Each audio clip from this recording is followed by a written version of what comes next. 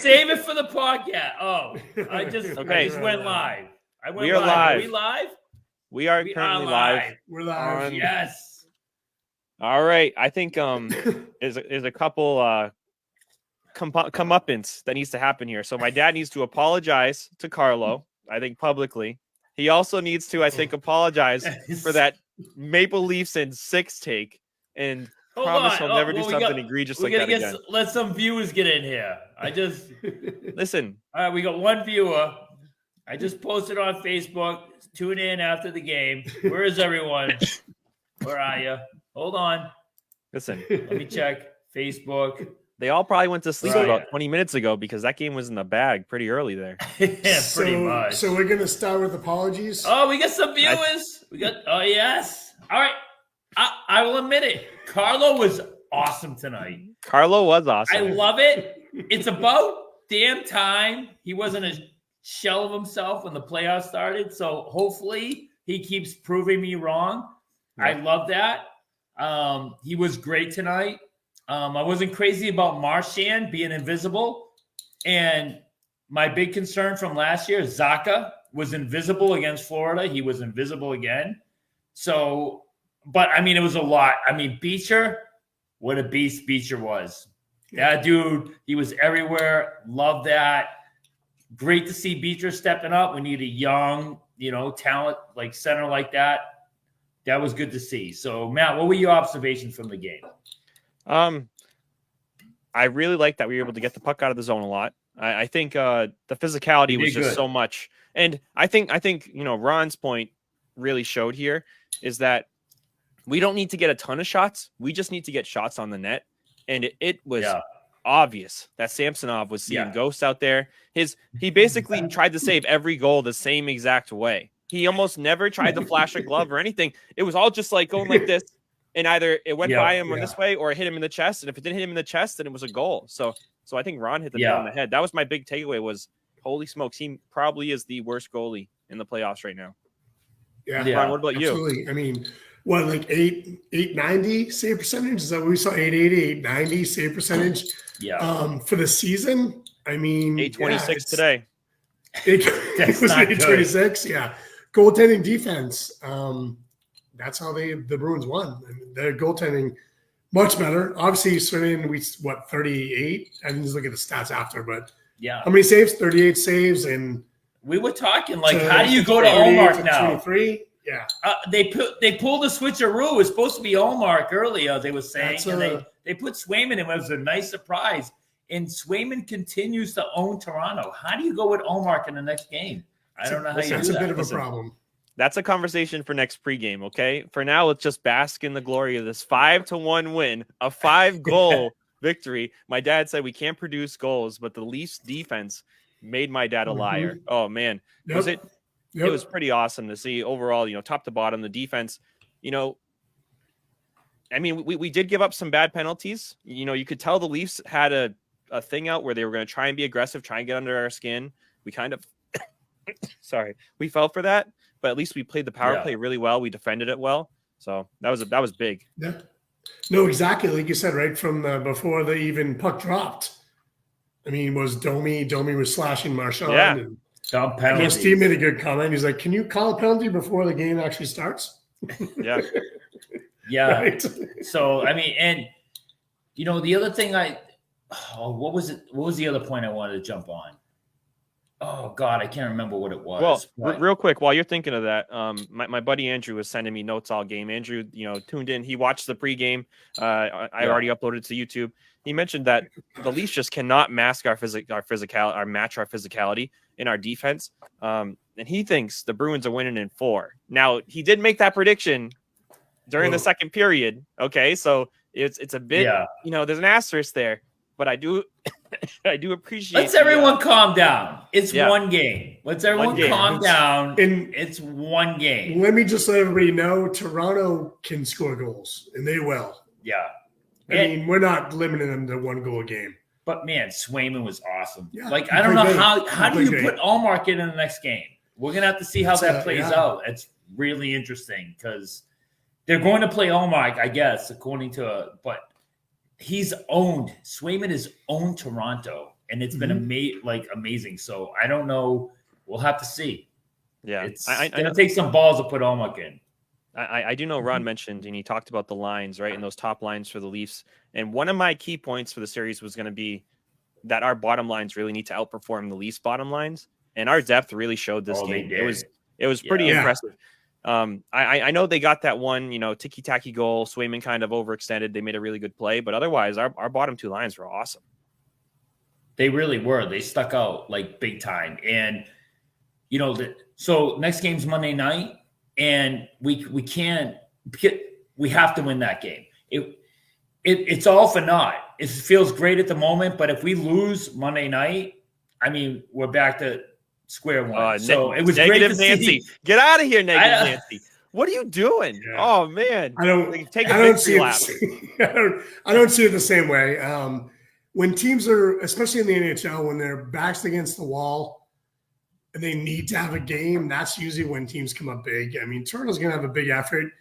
It wouldn't surprise me if they can win game 2. It's just, then you go back to Toronto and you got to win a game there. I mean, that's just how NHL playoffs go. Like we were talking about, home ice advantage in hockey, it doesn't mean much. It just doesn't. So, it really doesn't. It's all about trying to get that 2-game lead. 2-game lead in the series, that's what it's all about. We can win that next game, be in the driver's seat. We're in good stance. We're going to be fine, all that stuff. Grzelcyk was terrible, like he always is, like a lot of turnovers. Carlo wasn't bad. Carlo's with a nice surprise. Maybe Carlo finally – maybe the playoffs aren't too big for him for once. That was great. Most block shots was Peak most block shots yet again. He was -1, but you know how I feel about Peak. I'm a big Peak fan, so we need Marchand to show up. Marchand was invisible. Zacha was invisible. I'm always concerned about Zacha. He was a complete no-show last year against Florida, and he didn't do much tonight either. So, but Coyle, again, Coyle shows up. Coyle's always standing out. He was there. I love that. And Beecher played great. Beecher was incredible. Right. Even Maroon played pretty well. Yeah. He does. The one thing about Zacha, he was 10-3 on the faceoffs. So he did step up there, and we actually my buddy Andrew. That's a sneaky good point. Yeah, my buddy Andrew messaged me. He's like, "We are winning so many faceoffs," and he's right. Holy smokes! So I mean, what was the total of faceoffs? Do we know? I don't know, but that's a good point. Yeah. The faceoffs are a big deal. There are. Everything starts with a faceoff. So if you win, it was 23 to 31. We had 31, so we were up 8 plus 8, and seven of those 8 were from Zacha. So I don't know, Dad. Yeah. No, that was good. You're right. They are important. They are. I just wish he had more of an impact in the actual game. So I don't know. We'll see. We'll see if he steps up in the next one. But my take, I don't know if you remember, Matt, one of the earlier podcasts when we were talking about DeBrusk's free agency, because that was starting to become a hot topic. That's right. And you asked me, how do you feel about that? I said, if I had my way with DeBrusk, he is going to have such an amazing run because he's so streaky that we win the cup and we cannot afford him anymore. We can't afford him, and it's like, love you, goodbye, Zacha. I mean, goodbye, DeBrusk. And, was he awesome tonight? He was. Yeah. So, man, hopefully that comes true, and DeBrusk just prices himself out of our market, because that would mean he was awesome this postseason. It's a first world problem. And we won a cup. It's a good problem to have. I'll take that problem. I would absolutely take that. Listen, because let's face it, DeBrusk is incredibly streaky. He's looks like a 50-goal scorer for 2 weeks in a row. And then you're like, wait, is he injured? Because I haven't noticed DeBrusk in a month. So, exactly. Right. So, hopefully he just rides this, and he rides us to a cup, and we can't afford him. Yeah. So, hopefully that's the case. He certainly did that tonight. Yeah, but shout out to Uncle Nick. Uncle Nick was almost right. He just commented it. He said 4-2. It was 5-1. So you got the goal total right. And, Uncle Nick, that's it. Yep. Good job, Uncle Nick. Yep. And Raymond too. Thanks for tuning in, Raymond. Great win. You're correct, man. Big win. And I'll take the loss tonight. You know, I gotta get my score wasn't even close. I said 4-3. This is what he does. This is what he does. 6 games. I know. I'm taking the loss. I'm taking the loss. What are you talking about? Oh, you're a loser who gets to enjoy a Bruins win. But if we lost, then you would have been right. And oh man, it's negative Nancy. It's the way it goes. He hedges.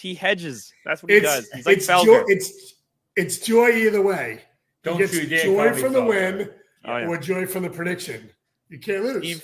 Steve Felger, that's what he is right there. Steve Felger. Take that back right now. So do you want to change? Do you want to make any more comments or any changes to the series prediction, Dad? I'll give you a mulligan. Wow. You get to do it over. All right. So now I'm going to say Bruins in 6. Wait. Bruins in 6. I'm not listening. I'm dying over here. This could all flip if the crappy Maple Leafs win the next game. I mean, it's a whole different series. If all I know is that we really showed up today and we really put it on them. Ron, is that what you it's really expected? encouraging. It is. Ron, is that what you expected? Like where on the meter were you with like expectation, surprise? I'm not going to go with expected. I didn't see us. I mean, I saw us scoring some goals. I thought Toronto might. I mean, they had some good chances. They had some good scoring opportunities, and they could have put in a few more, made that, a 4-3, 5-3 game. I wouldn't say I'm crazy about that, but it's a good way to start. And moving forward, I mean, like Steve brought up, I mean, next game's huge, but teams that are up against it like Toronto, I mean, they'll have a good performance in game 2.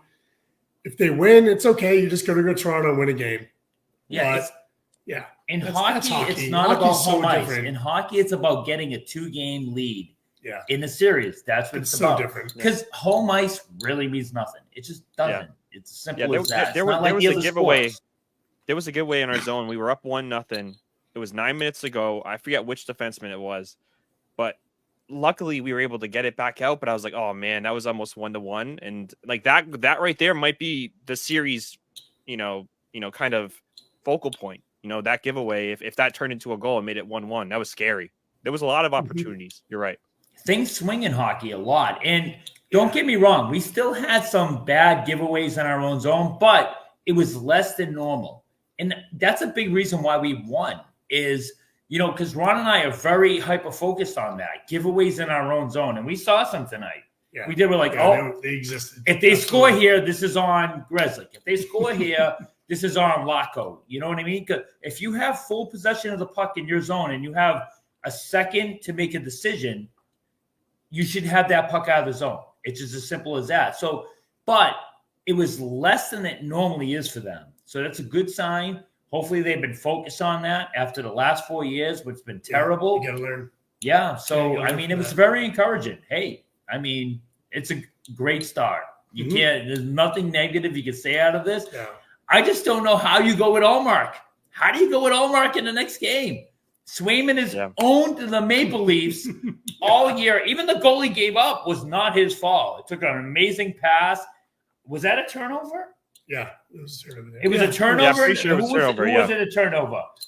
No, we were pointing, so we might be a little inebriated, and but no, somebody turned it over, and it took a great pass also, and it was like nothing Swayman could do. It was like Reeves and Kempe, and it was the fourth line of Toronto. So all of that is encouraging, and we'll see how it goes the next game. Monday night, baby. We'll be here. Yeah. Yep. And bit of a non sequitur, but Derek Peck, chiming in the comments. He asked how the Viner Price basketball 1-on-1 went. He did apologize for changing the subject, but we got to shout him out at least. Any story there, Derek? Worked with Derek for years. Love Derek. All right. It's great. Love him. But he doesn't know what he's talking about. I'm sorry, Derek. You just don't. Okay. I'm a professional here. I clearly have my own podcast. Of course. With 1 million viewers. Don't look at the numbers on YouTube. Don't those lie. We actually have 1 million viewers. So, Yep. And we got Drew Goldfish or Gourdfish. I'm sorry. Great win period. Great win. Yes, Drew. I just talked to Drew earlier. Leafs don't matter. Reality does. There was much more good than bad. The scores showed it. Heck yeah. Go listen, Drew. Nailed it. Drew's It's a great night. Already way smarter than my dad. Wait, Matt, are you changing your prediction to a sweep? Because you called 5 games. Are you changing it to a sweep? I talked to my friend Owen, and I'll tell you it's going to be 0-4. The Bruins are sweeping. That's what's going to happen. You talked to Owen? It's going to be 0-4? That's good. All right. 0-4. 0-4. And, to be honest, the only way I don't see it being a sweep is if they switch goalies. If they switch goalies, I think Swayman and net, it's going to be 4 wins. We'll see. Yeah. I'll put that a little asterisk. You know what was the most encouraging thing for me tonight? Lindholm played well. To me, that was encouraging. Lindholm has been a bag of ass for this year and the last half of last year. And we have all that money invested in him. We put big minutes on him, and he was pretty good tonight. Lindholm was solid. There was no point in the game where I was like, effing Lindholm. And that's, I had my moments where I was like, effing Grizzly. Even a couple with Carlo, effing Carl, and Shattenkirk. Shattenkirk had a really bad. Yeah, he was the one on the board. Shattenkirk was the one who had the giveaway on the one goal. I was like, damn, that's not like him. He was on the boards. He could have cleared it. And that was the one. It was Shattenkirk. But man, Lindholm, that was encouraging because we need him bad to be what he's capable of, and he was tonight. So that's another good sign. So hey, all things positive for the Bruins tonight. Yeah. Yep. Absolutely. So we have another. Pre-game and post-game tomorrow. We're going to try and fit in midday. It's going to be a bit weird. 1:00 game for the Boston Celtics. Yep. Yes. So, appreciate anybody who tunes in for that. Hopefully we can string together some wins here. I think we got to get a counter total. How many wins to 2 championships? I think 1 down, right? 1 down. I don't know how many. 1 down. There are. 1 down. Yep. I did that last year. It did not work out. I did like a total of 32, and it did not work. We need 32. We need to separate. We need 32. So the Bruins are down to 15 wins. So we'll see. Somehow together. Yeah, I'm not sure if Ron's going to be here for the Celtics tomorrow, but you and I will be running that Celtics pregame tomorrow. I don't know if I have that much interest in first round Celtics. It's all good, man. It's all good. Ron just is willing to after maybe to moonwalk. Depends. He's willing to moonwalk right to the second round. See what I can do. Yeah, that should not be much work there. So it should happen too. Just for the record, Drew Gordfish said 4-1 Bruins. So that's on the record, Drew. So hopefully you are right. Hopefully I'm right. Or post-game. Attaboy, Drew. Yep, he's one of our diehard Bruins guys. Him and Breezy are big Bruins guys. So I talked to Drew earlier. And it's a promising start. We'll definitely take it. We need some positivity, especially after last year's devastation. So nice. Absolutely. It's really good to get people's inputs here. We don't want to be the only one putting our reputation on the line. Put your money where your mouth is, people. Let us know your thoughts, your predictions, so we can get them on here, and you can defend them. And so I think that's it, Dad. Right? Any other final thoughts? No, that's it. Great night. Let's all go celebrate. All right, everybody. I know, Matt. I know you're pounding them right now. I know that. You're like. I already took my melatonin gummies. I'm falling asleep. I got to coach basketball tomorrow. I'm dying. I got this lingering cough. Oh man. So so bizarre. You're supposed to be where it's like we're backwards. I'm supposed to be doing that. You're supposed to be doing what I'm doing. But listen, I'm coaching a high energy basketball team tomorrow morning early, so I got to be ready. So yeah, early. All right, my son. Go Bulls. Love you. Great job, Bruins. All right, hey, tune in tomorrow for Celtics. All right, bye, guys. Take care. Thanks, Derek. It's so funny to do it twice. 3 times the first one, twice the second. Doesn't fit in my ear. We can't take you in. Fucking.